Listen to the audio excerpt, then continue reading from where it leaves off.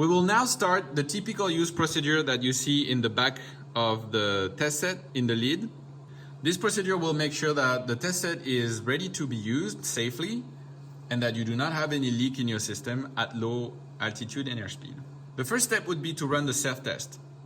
When you start the unit, it will not run the self-test for you.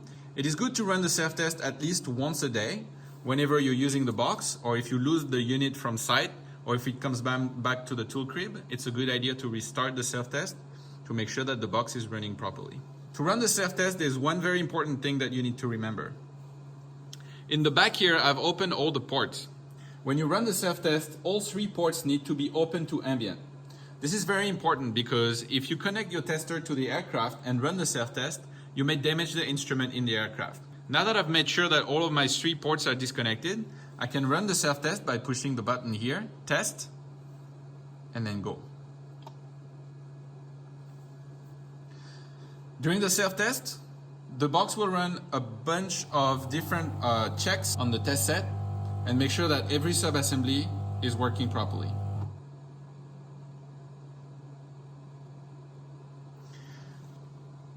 When all sub-assemblies have been tested and checked okay, the self-test finishes with telling you self-test successful. You can now press cancel to exit. Now your test set is safe to test any aircraft, and so the next step would be to go to ground. But first, I need to connect my aircraft to the box. As far as for me, during the training, I will cap it off, but for you, it would be a good time to now connect it to the aircraft. At the same time, you can also set the barrow to 2992, pull all of the breakers that need to be pulled for the Pitot heat, and other systems that need to be deactivated according to your maintenance manual. There are 2 ways to go to ground. One that I would recommend and the other one that I would not recommend. Some people like to push on the oval here and switch to control. This is something you can do. You will set all 3 channels to control. The only problem with that solution is that it will not change whatever targets are set here. If you have set very high targets in there, whenever you click on go, all 3 channels will go to these targets, whatever they are. If that is not what you wanted to do, it is not advisable to switch the tester from measure to control that way. Instead, we have a dedicated button that makes it much easier for you to go to ground and to control and be sure that you are at ground with safe airspeeds and altitudes. This button is a G and D button here. It stands for ground. So we will click here and it will ask you press go to achieve ground or cancel to exit. What this button does is it switches all 3 channels to control and set the airspeed at 0 knots, the altitude of PS2 and PS1 at minus 280 knots, which is currently the atmospheric pressure. And I will be safe at that level whenever I click on go. So this is what I will do now. As I click on go, the tester will go into equalization mode, and that means that the test set will not send a burst of pressure or a spike of pressure whenever it switches into control. It is currently adjusting the pressure to send a smooth amount of pressure when it finally connects to the aircraft. This is to avoid damaging the instruments on the long term. The next step would be to adjust my rates. I don't know if you have noticed, but the rates for PS1 channel are pretty high right now at 50,000 feet per minute. So I need to change that back down to probably 6,000 feet per minute. So I will change that now. To do that, I have 3 choices on the iPad. I can either do it like the wired remote by just pushing the button number 7 here on the numerical keypad. I can also push on the actual button 7 here, or I can push more simply and more intuitively on the blue box. From now on, I will just push on the blue box, but know that you have 3 different ways of inputting that parameter. So I will change from 50,000 to 6,000 feet. For PS2 as well, I would like to change it to 6,000 feet so they don't get away together too fast from each other. And for PT, I will set the rates to 300 knots per minute and confirm by clicking go. Now my unit is stable at ground with the correct rates set, and I'm ready to start my low-level leak check. The low-level leak check is basically a small generation of airspeed and altitude to make sure that I do not have a leak at a low airspeed and low altitude.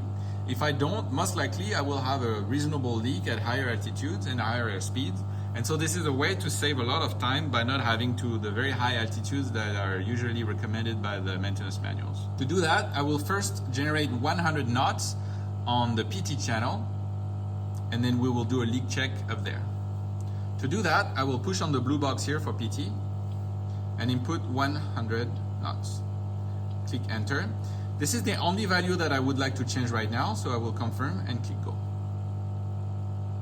You will see the airspeed increasing here in the actual values. I will wait for it to reach 100 knots and let it stabilize there for about 10 to 15 seconds. And after that, we will perform the leak check. Okay, I'm at 100 knots. To perform the leak check, I will push on the oval here and switch from control to leak, and I will select then number 2. As you can see, the PT channel is now in leak mode, and the 2 other channels are staying in control. If you wonder, yeah, it is possible to leak check all 3 channels at the same time. To confirm my leak mode, I will click on go now. Clicking on go will confirm the leak mode and open the new menu for the leak mode. It will start with a leak timer here that has just started and now is at 10 seconds. It will also tell me at what value I've started my check and will give me a table that shows me after how many minutes I will get my leak results. For now, the timers are set to 1, 5, and 10 minutes, and we will see later that it is possible to change those timers to a different value. Let's create a little bit of a leak to simulate something more reality-like. So this is the kind of leak that you would probably get if you had a pretty large leak. As you can see, you will get your instant leak rate here in the rates area, and you will get whatever value is left in your channel as you do the leak check. As you work on your leak, you'll be able to see that the leak closes and is reduced here in the rates. So this is a pretty easy and nice way to fix your leak on the go. After 1 minute, it will tell you how much pressure is left in the channel and how much pressure you have lost over the 1 minute. So you have lost 29.3 knots and there is 70.5 knots left. Hopefully you didn't have too big of a leak and we'll be able to move on to the next channel. So I will now cancel out. When I cancel out, the airspeed will come back to the previous target I've entered, which was 100 knots. Let's do a leak check for PS2 now, as PT is coming back to 100. What the typical use leak check recommends is to set an altitude that is 3,000 feet above current ground. So I'm going to input 2,700 feet. It doesn't have to be exact. So I push on the blue box here, or push 0, and enter 2800, push enter. And again, this is all I want to do, so I'm going to click on go now. You see the rate increasing slowly until it reaches 6,000 feet per minute.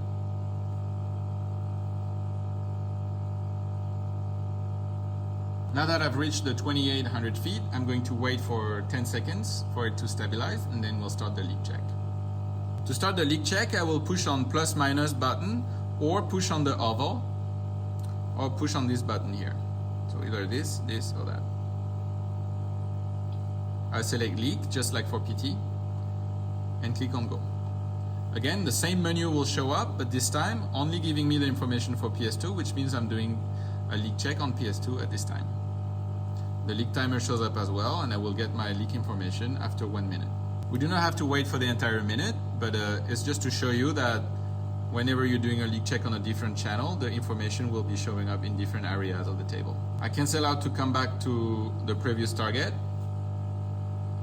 And I will do the same thing now for PS1. I will enter 2,800 feet. So I can push 6 here, or push 6 here, or push on the blue box. And enter 2,800. Click enter and go. Again, we will repeat the same process. I will wait for 10-15 seconds when we reach 2,800 feet, and then I will start the leak check there.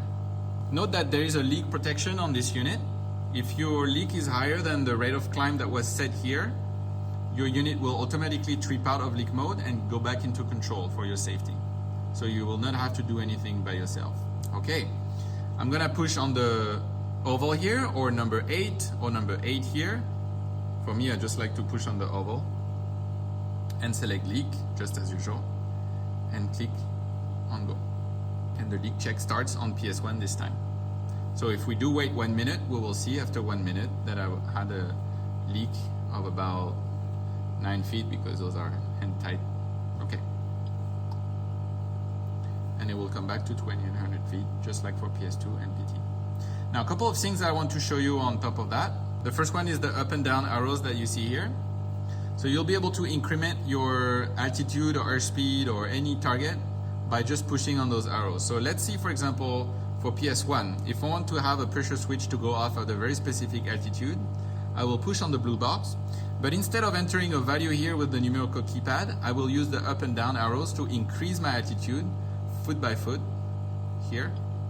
By just pushing on that arrow, I can increase my altitude foot by foot.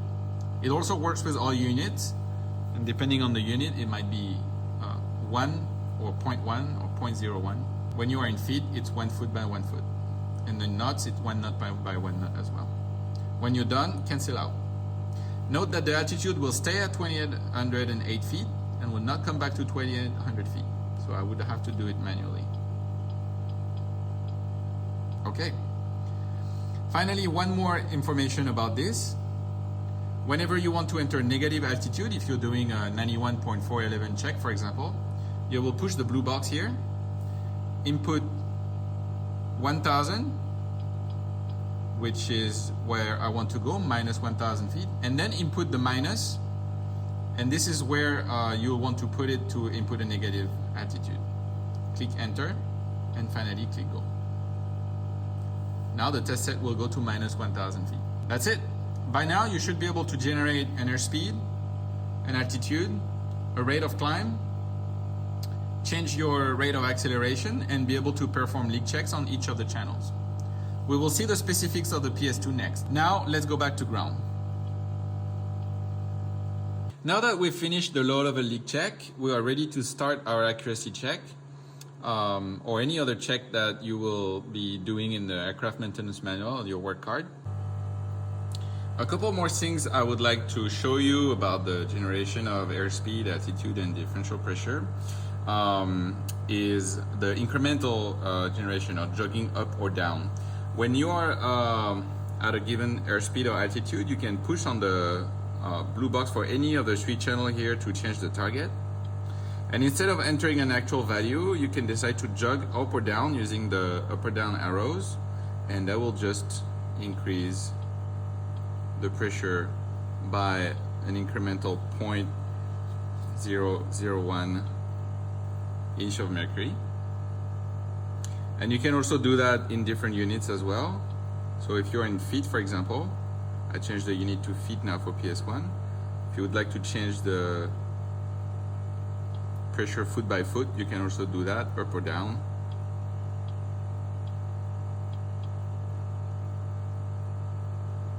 This way. It works the same for other both channels. Another thing you can do is to interrupt a generation that you are currently running, you can push on the hold button here, and the hold button will stop all generation on the 3 channels and wait for you to return. If you have an emergency or something else that you need to do and step away from the aircraft for a few minutes or more, you can push that hold button, and when you come back, press go to resume the test wherever it was.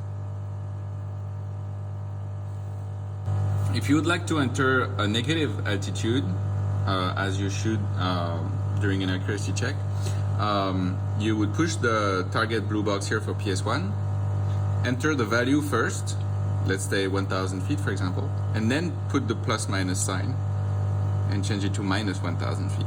When you're ready, you click enter and go, and the tester will generate minus 1000 feet. It works the same for every other parameters that you may input that has a negative value in the test set.